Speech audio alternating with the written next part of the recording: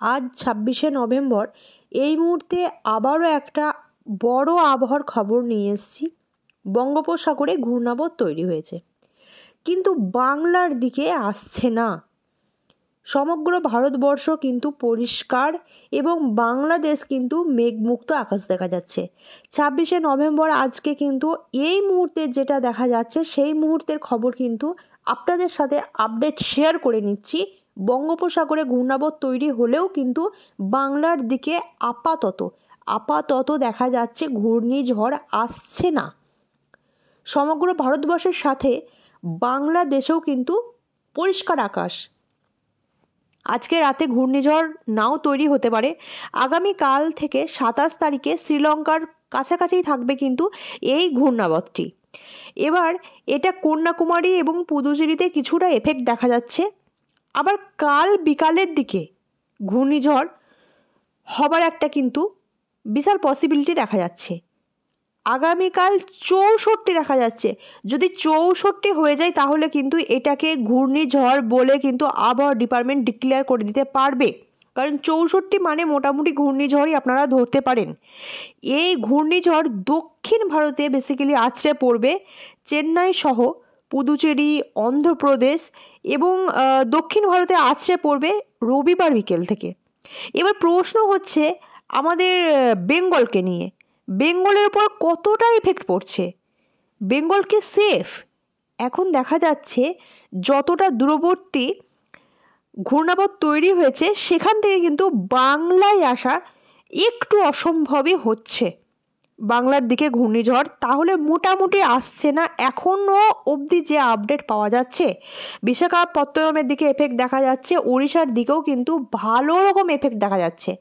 বৃষ্টির ওয়েদার কিন্তু যদি আমরা এই মুহূর্তে একটু আপনাদের সাথে শেয়ার করি তাহলে দেখা যাচ্ছে কলকাতা, বর্ধমান, পুরুলিয়া, বীরভূম, ত্রিপুরা, আসাম কোথাও কোনো বৃষ্টি নেই 10 তারিখ অবধি। বাহ, খুব ভালো খবর। 10 তারিখ অবধি মোটামুটি কোথাও কোনো বৃষ্টি দেখা যাচ্ছে না। আপাতত এটাই দেখা যাচ্ছে এই মুহূর্তে।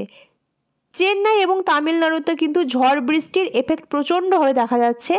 দার্জিলিংয়ের তাপমাত্রা 18 এবং ত্রিপুরাতে কিন্তু 28-29-এর মধ্যে তাপমাত্রা দেখা যাচ্ছে। চলুন সমস্ত তাপমাত্রাটা এবার একটু দেখে নিই। শিলচরের তাপমাত্রাও কিন্তু সেম তাপমাত্রা শিলচরে দেখা যাচ্ছে। আগামীকাল কলকাতার তাপমাত্রা ছিল 17 এবং কাল থেকে তাপমাত্রা যেটা হবে সেটা কিন্তু খুব একটা বেশি হেরফের হচ্ছে না। আচ্ছা, আগামীকালের তাপমাত্রাগুলো আপনাদেরকে একটু বলে দিই। আমাদের আগামীকালের তাপমাত্রা হচ্ছিল কলকাতায় 17, বীরভূমে ছিল 15, বর্ধমানে ছিল 14 এবং তাপমাত্রা বাঁকুড়া, পুরুলিয়ায় ছিল কিন্তু 13-14 কাছাকাছি। হাওড়াতেও কিন্তু 14, মালদা, মুর্শিদাবাদ, নদিয়া, মেদিনীপুর এই 4টে ডিস্ট্রিক্টে কিন্তু 15 ছিল তাপমাত্রা।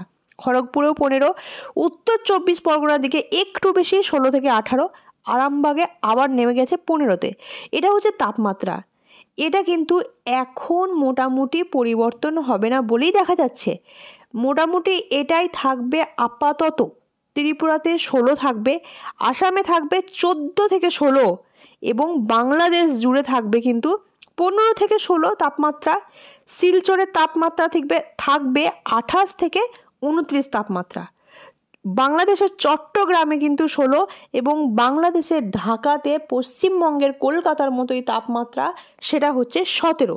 খুলনাতে থাকছে 15 থেকে 16 এবং কুমিল্লাতে তাপমাত্রা থাকছে কিন্তু 16। এই যে তাপমাত্রার লিস্ট আপনাদেরকে দিয়ে দিলাম, পরের দিনেও কিন্তু এই তাপমাত্রা সেম থাকবে, সেম। খুব একটা বেশি হেরফের হবে না, হয়তো 1 ডিগ্রি বাড়বে বা 1 ডিগ্রি কমবে, খুব একটা কিছু পরিবর্তন হবে না। এই তাপমাত্রা 1 সপ্তাহ জুড়ে এরকমই থাকবে। শীত মোটামুটি এরকমই থাকবে। শুকনো হাওয়ার দাপট বইবে ঘূর্ণিঝড়ের জন্য। তবে জাঁকিয়ে শীত পড়তে চলেছে ডিসেম্বরের 10 তারিখ থেকে। ডিসেম্বরের 10-এর পর থেকে কিন্তু কলকাতা, পশ্চিমবঙ্গের এবং পুরুলিয়া, বাঁকুড়া, আসাম, ত্রিপুরা, বর্ধমান, মালদা, বীরভূম ডিস্ট্রিক্ট এবং তার সাথে মুর্শিদাবাদ, নদিয়া, 24 পরগনা এই দিকগুলোতে কিন্তু প্রচণ্ডভাবে জাঁকিয়ে একটা শীত পড়ার পসিবিলিটি দেখা যাচ্ছে ডিসেম্বরের 10 তারিখের পর থেকে। তো যাই হোক, এই ছিল আপাতত মোটামুটি আপডেট। আপনাদের সাথে আবার আমি কাল সকালে আপডেট শেয়ার করব। আপনারা কে কোন জেলা থেকে দেখছেন আমাকে অবশ্যই একটু কমেন্ট করে কিন্তু এটা জানাতে ভুলবেন না যে আপনি কোন ডিস্ট্রিক্ট থেকে দেখছেন। আমার এই চ্যানেলটিকে সাবস্ক্রাইব করে নেবেন। আমি আমার চ্যানেলে প্রতিদিন 2 বার করে সমস্ত খবরের আপডেট, আবহাওয়ার খবর আমি দিতে থাকি এবং যে কোনো ধরনের আবহাওয়া রিলেটেড খবর আমার চ্যানেলে আসতে থাকে। আপনারা ত্রিপুরা থেকে শুরু করে আসাম, পশ্চিমবঙ্গ, পুরো বেঙ্গল জোন এবং বাংলাদেশ সবের খবর কিন্তু আমার এই চ্যানেলটাতে পেয়ে যাবেন। আপনারা আমার চ্যানেলটাকে সাবস্ক্রাইব অবশ্যই করে নেবেন যদি আপনারা আবহাওয়ার খবর জানতে চান এবং প্রতি মুহূর্তে স্যাটেলাইটের দ্বারা আপডেটগুলো অরিজিনাল পেতে চান। তো আমার চ্যানেলটা সাবস্ক্রাইব এবং শেয়ার